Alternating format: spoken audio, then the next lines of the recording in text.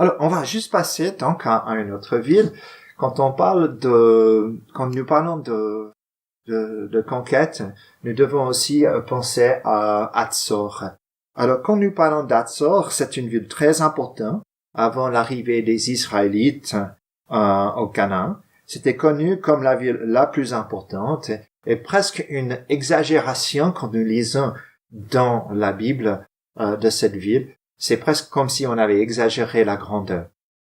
Alors effectivement, quand nous parlons d'Hatzor, cette ville importante, nous savons que c'est Josué qui l'avait pris. Vous pouvez lire là-dessus au Josué chapitre 11, les versets 11 à 13.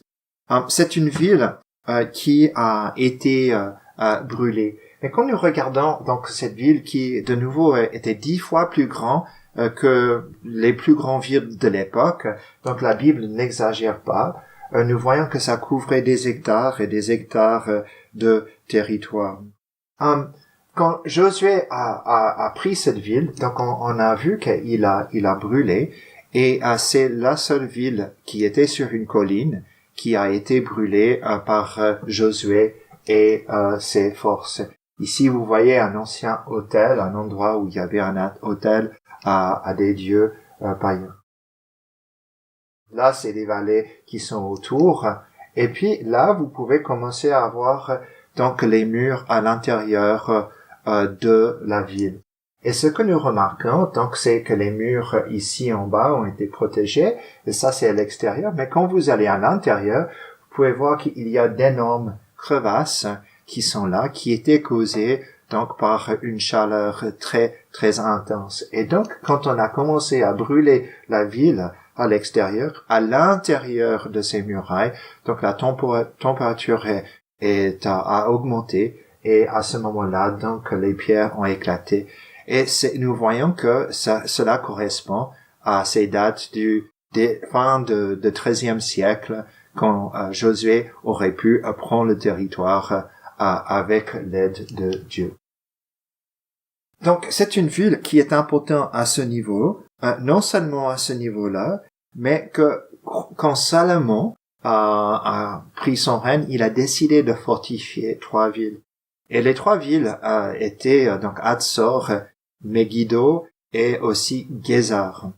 Et quand il a fait cela, donc il a décidé de fortifier les portails aussi.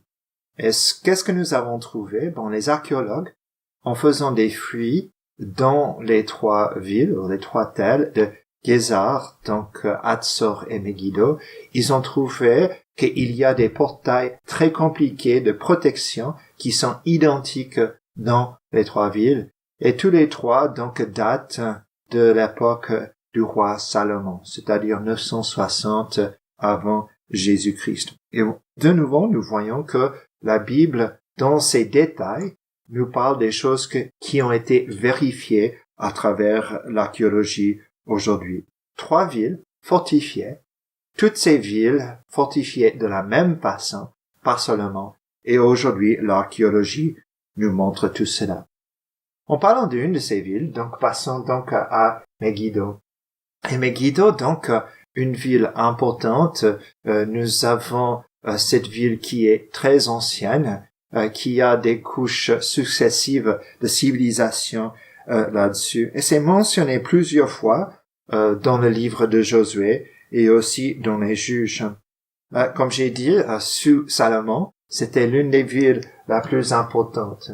Mais quand nous regardons cette ville aujourd'hui, ce que nous remarquons en lisant les Écritures, c'est une ville qui a été détruite au temps de Josué. Il y avait une présence d'idolâtrie très importante. Et là, au milieu de cette photo-ci, nous voyons qu'il y a un autel qui date de 3000 ans avant Jésus-Christ et qui était pour les sacrifices aux dieux des Baals de Canaan à l'époque. Donc une ville où il y avait des dieux, des déesses, des autels, des figurines qui étaient trouvées, l'idolâtrie très forte. De nouveau, comme je vous ai dit, une ville qui était fortifiée par Salomon pour être un endroit stratégique. Et il y a aussi 2 rois qui sont morts à cet endroit. Il y avait donc Josias qui est décédé et Ahazia aussi qui sont morts dans cet endroit.